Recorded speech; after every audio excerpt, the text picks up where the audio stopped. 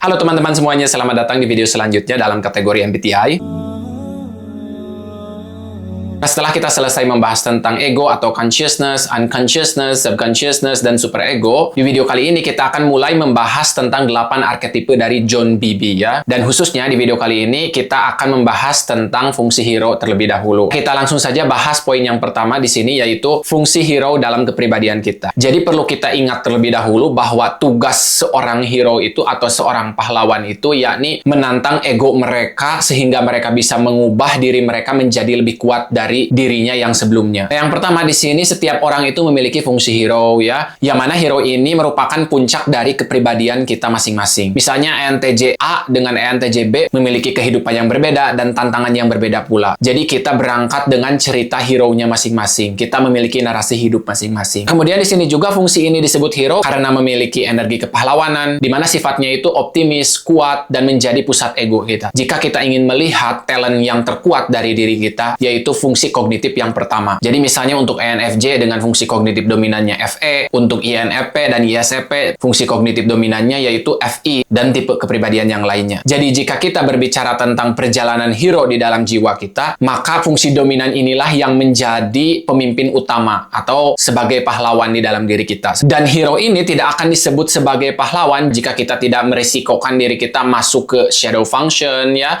untuk menemukan kebijaksanaan dan kemudian menemukan definisi kebahagiaan untuk diri kita sendiri melalui subconsciousness, dan kemudian menantang superego kita, fungsi demon menjadi angelic form. Dan hal ini diperkenalkan oleh Dr. John Bowlby ya, seperti yang sudah disebutkan di video sebelumnya, yang mana setiap fungsi itu memiliki cognitive attitudes atau sikap dari setiap fungsi kognitif masing-masing sesuai dengan letaknya. Jadi yang pertama, yang kedua, yang ketiga, selain berbeda energi, fungsi kognitif, dan letak fungsi kognitif juga mempengaruhi. Misalnya orang yang dominan NI dengan orang yang auxiliary NI itu akan berbeda karena letak pun mempengaruhi. Yang terakhir di sini, hero adalah gerbang menuju sisi ego kita, menuju identitas kita, kesadaran kita. Jika kita mengetahui fungsi hero kita, fungsi kognitif yang pertama ini, maka kita akan benar-benar sadar siapa diri kita, kita mengenal identitas kita sendiri, dan ini juga menjadi sumber energi serta kepercayaan diri seseorang. Jika kita berbicara tentang ego, kita berbicara tentang fungsi hero yang pertama ini khususnya. Tetapi perlu diingat juga ketika kita berbicara tentang fungsi hero ini, kita tidak boleh terlalu bangga karena hal yang paling buruknya jika kita mengabaikan unconsciousness, subconsciousness, dan superego, maka yang terjadi ketika tantangan hidup datang kepada si hero tersebut tanpa persiapan sama sekali, maka si hero ini akan merasakan akibatnya. Kita lanjut ke poin yang kedua di sini, apa itu sikap kognitif atau cognitive attitude. Sebenarnya istilah cognitive attitude ini juga berasal dari pakar MBTI juga, yaitu C.S. Joseph. Teman-teman juga bisa cek channel YouTube-nya, sangat bermanfaat sekali jika teman-teman ingin memperdalam pengetahuan tentang 16 personalities ini ya. Nah, yang pertama di sini, setiap tipe kepribadian itu memiliki 8 sikap kognitif atau cognitive attitudes ya, mulai dari hero, parents, child, inferior, nemesis, critic, trickster, dan demon. Kalau Dr. John Bowlby ini menyebutnya sebagai archetype atau arketipe. Nah, di sini juga cognitive attitude ini adalah cara fungsi-fungsi kognitif diekspresikan. Misalnya fungsi kognitif yang sama bisa berbeda fungsinya dilihat dari arketipe ini. Fungsi kognitif extroverted thinking sebagai hero akan berbeda dengan fungsi kognitif extroverted thinking sebagai parents, di mana untuk hero ini karakteristiknya lebih antusias dan optimis, sementara untuk parent itu lebih hati-hati dan realistis. Dilihat dari namanya juga, yang namanya parents berarti kita lebih hati-hati, memberikan peringatan ke hero bahwa mereka jangan terlalu bangga. Jadi intinya, memahami fungsi kognitif saja tidak cukup, kita juga perlu memahami bagaimana fungsi kognitif itu digunakan berdasarkan letaknya. Sekarang kita maju ke poin berikutnya di sini, yaitu ciri umum fungsi hero ini. Yang pertama di sini, fungsi hero adalah alat utama seseorang dalam menghadapi dunia. Jadi ketika permasalahan hidup datang pada kita, maka ego lah atau kesadaran kita yang menanganinya terlebih dahulu. Terutama fungsi hero ini, karena fungsi hero ini menjadi senjata andalan kita kalau kita analogikan. Nah, ciri yang kedua dari fungsi hero ini yakni digunakan paling sering ya, paling alami, dan hampir tidak menguras energi mental kita juga. Jadi misalnya untuk orang yang fungsi hero-nya itu introverted feeling, mereka tidak ada masalah dengan nilai pribadinya atau perasaan pribadinya di sini, karena inilah yang membuat mereka optimis. Sementara jika mereka dihadapkan dengan extroverted thinking, di mana ini fungsi yang mulai membuat mereka tidak nyaman, maka jika fungsi extroverted thinking ini digunakan berlebihan oleh orang yang introverted feeling ini, akan sangat menguras energi mental mereka. Dan ini tentunya berlaku dengan tipe kepribadian yang lainnya. Kemudian fungsi hero ini juga menjadi sumber kepercayaan diri tertinggi dan area di mana seseorang paling terampil. Jadi seringkali kita membicarakan tentang talent seseorang, dan talent ini pada umumnya berasal dari fungsi kognitif yang pertama ini. Walaupun sebenarnya bisa datang dari fungsi kognitif yang lainnya juga jika mereka berhasil mengembangkannya, tetapi di sini fungsi hero yang pertama ini menjadi kemampuan alami kita. Hanya saja tantangan di sini, kita jangan terlalu percaya diri dengan talent utama ini, yang mana kita harus menyeimbangkannya dengan fungsi yang cenderung kita abaikan. Karena fungsi kognitif yang lainnya hadir, itu untuk kita kembangkan juga walaupun tidak akan sekuat fungsi hero ini. Sisi lemah dari fungsi hero ini, karena dari namanya juga hero, mereka sering terlalu optimis, menganggap bisa melakukan segalanya sendiri. Jadi supaya berkembang di sini fungsi hero perlu diimbangi dengan fungsi lain seperti parents atau inferior, di mana fungsi parents dan inferior ini fungsi yang membuat kita pesimis. Jadi bayangkan saja staf fungsi kognitif kita itu ada 4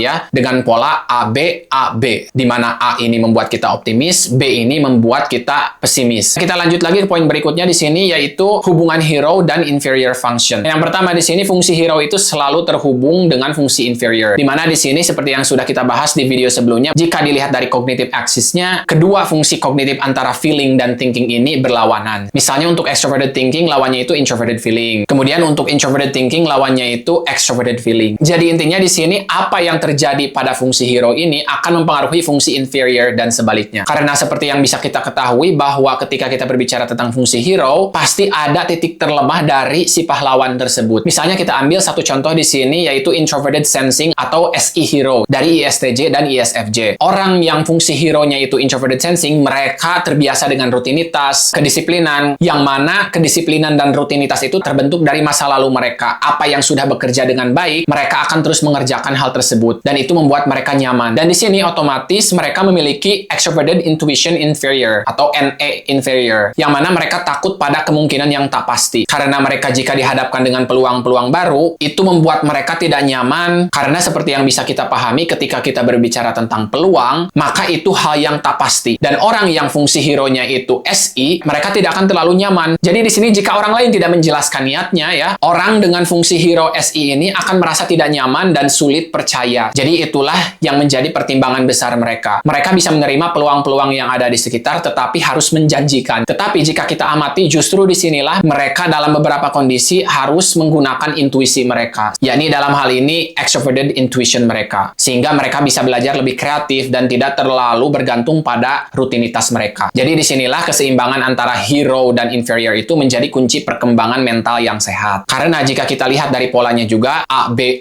di mana A yang pertama ini jaraknya sangat jauh dengan B yang terakhir. Kita lanjut lagi poin berikutnya di sini, yaitu ketika fungsi hero ini terlalu dominan ya. Yang pertama, hero ini bisa menjadi sumber kekuatan sekaligus blind spot kita atau titik buta kita. Jadi kita bisa mengakui bahwa fungsi hero ini sebagai kekuatan utama kita, tetapi jika kita terlalu bangga dengan kekuatan kita ini, maka yang terjadi di sini kita masuk ke blind spot, terutama jika kita mengabaikan fungsi kognitif yang lainnya. Malah yang akan terjadi di sini yakni ketidakseimbangan batin kita. Jadi kalau kita analogikan di sini, jika satu-satunya alat kita adalah palu, maka semua hal terlihat seperti paku. Di sini artinya kita tidak hanya bergantung pada fungsi kognitif yang dominan ini saja, tetapi kita harus mengembangkan fungsi yang lainnya. Jika kita bergantung pada fungsi hero saja, maka seolah-olah untuk memecahkan permasalahan hidup semuanya menggunakan palu, dan kita menganggap semua tantangan hidup tersebut sebagai paku. Dan di sini kita tidak bisa menganggap setiap permasalahan yang datang pada hidup kita itu sebagai paku saja. Mungkin saja ada permasalahan lain yang harus dipecahkan bukan hanya dengan palu, tetapi misalnya dengan peralatan yang lainnya. Jadi intinya fungsi hero ini sering merasa mampu menyelesaikan semua masalah dengan cara yang sama, dan itu benar-benar harus kita hindari. Kita harus optimis dalam hidup, tetapi kita juga harus mengembangkan fungsi yang membuat kita pesimis juga. Di sana fungsi tersebut bukan untuk diabaikan, tetapi untuk dikembangkan. Jadi di sini hero saja tidak cukup untuk memecahkan semua tantangan dalam hidup. Kita butuh bantuan yang lainnya, di mana diperlukan keberanian untuk beralih ke fungsi lain. Misalnya seperti fungsi parents, ya, fungsi tanggung jawab dan subconsciousness dan unconsciousness, agar kita bisa menemukan apa itu makna dari kebijaksanaan dengan melawan sisi gelap dari jiwa kita. Atau dalam bahasa Inggrisnya itu shadow work. Nah, kita maju ke poin yang selanjutnya di sini, peran hero dalam kehidupan sehari-hari. Yang pertama di sini, fungsi hero itu menjadi pemimpin jiwa kita yang mengarahkan perilaku keseharian kita. Jadi apapun yang datang datang dari luar, kita akan merespon terlebih dahulu dengan fungsi kognitif yang pertama ini. Alasannya tidak lain seperti yang disebutkan tadi, bahwa fungsi ini yang membentuk identitas kita, yang membuat kita optimis. Jadi di sini ketika digunakan dengan sehat ya, si fungsi hero ini membuat seseorang energik ya, produktif dan bersemangat. Ini adalah pusat identitas kita. Namun di sini lingkungan juga bisa membuat fungsi ini tertekan atau tidak. Misalnya orang dengan fungsi hero-nya SI, jika mereka berada dalam lingkungan yang tidak mendukung fungsi kognitif utama mereka di sini, maka yang terjadi di sini mereka tidak bisa mengembangkan fungsi kognitif yang utamanya ini, atau lebih parahnya lagi fungsi kognitif yang lainnya. Jadi intinya perlu dipahami bahwa lingkungan yang buruk bisa menyebabkan seseorang merasa kehilangan jati dirinya. Solusinya untuk mencapai individuation ini, terutama untuk mengembangkan fungsi hero ini, maka kita perlu memberi ruang bagi hero ini untuk berfungsi dengan baik. Jadi ada beberapa hal yang harus kita pertimbangkan. Kita lanjut saja ke poin berikutnya di sini, yaitu dari hero ke warrior. Yang pertama, fungsi hero yang sudah dewasa dan berkembang ya, mereka bahkan bukan disebut sebagai hero lagi, tetapi di sini sebagai warrior function. Dimana seperti yang bisa kita ketahui, perbedaan antara hero dan warrior itu, kalau hero itu masih ada celah dimana kita terlalu berbangga dengan kekuatan kita sendiri tanpa tahu apa itu artinya kebijaksanaan ya, apa itu definisi kebahagiaan untuk mereka sendiri. Tetapi untuk warrior function ini, dari namanya juga warrior, berasal dari kata war. Di sini seseorang yang sudah melibatkan dirinya atau jiwanya sendiri berada dalam kegelapan dan berusaha untuk menghadapinya. Jadi fungsi warrior ini lebih mengetahui apa itu makna kebijaksanaan ya, apa itu makna kebahagiaan, dan yang terakhir itu mereka bisa mengubah fungsi demon menjadi angelic form. Jadi intinya di sini fungsi warrior ini bukan hanya kuat tapi juga bijak dan seimbang. Poin selanjutnya, perubahan ini terjadi saat seseorang mengintegrasikan fungsi-fungsi lain seperti parents dan inferior. Jadi untuk mengubah ke warrior function, kita harus berperang melawan apa yang membuat kita tidak nyaman. Misalnya di sini kita ingin menjadikan extroverted thinking hero menjadi extroverted thinking warrior, maka di sini mereka tidak hanya fokus pada produktivitas, efisiensi ya, tetapi juga memahami nilai pribadi, perasaan pribadi. Sementara untuk mengubah introverted feeling hero menjadi introverted feeling warrior, mereka bisa tetap setia pada nilai pribadinya, tetapi mereka juga di sini harus terbuka pada perspektif baru ya, di mana mungkin saja perspektif tersebut fakta yang lebih benar daripada perspektif yang mereka pegang. Jadi di sini tujuan utamanya yaitu kita ingin mencapai individuation atau menjadi diri kita sendiri secara utuh, bukan hanya mengandalkan satu kekuatan utama. So that's all for today's video. Jadi yang bisa kita simpulkan di sini, fungsi hero itu adalah pondasi ego kita ya, kekuatan utama dalam kepribadian kita. Jadi kita harus menyadari potensi utama kita ini, tetapi jangan terlalu percaya diri juga karena kita masih harus menyeimbangkannya dengan fungsi kognitif yang lainnya. Kemudian di sini dengan mengembangkan atau mewujudkan fungsi hero ini berarti kita menghormati diri kita sendiri ya, tetapi juga sadar akan batasnya. Kita tahu batas di mana kita tidak boleh terlalu percaya diri, di mana kita harus mengintegrasikan dengan fungsi kognitif yang lainnya. Jadi intinya di sini setiap tipe itu perlu menyeimbangkan kekuatan hero dengan fungsi yang lainnya agar tumbuh dewasa secara psikologis. Kata-kata yang terakhir di sini, jadilah pahlawan dalam hidupmu bukan hanya dengan kekuatan tetapi juga dengan kebijaksanaan. Yang dinamakan dengan kebijaksanaan, kedewasaan, momen di mana kita merangkul sisi subconsciousness kita, unconsciousness, dan superego yang terakhir. Jadi itulah untuk semuanya di video kali ini. Sampai jumpa di video selanjutnya dan jangan lupa support this channel. Bye for now. Have a good one.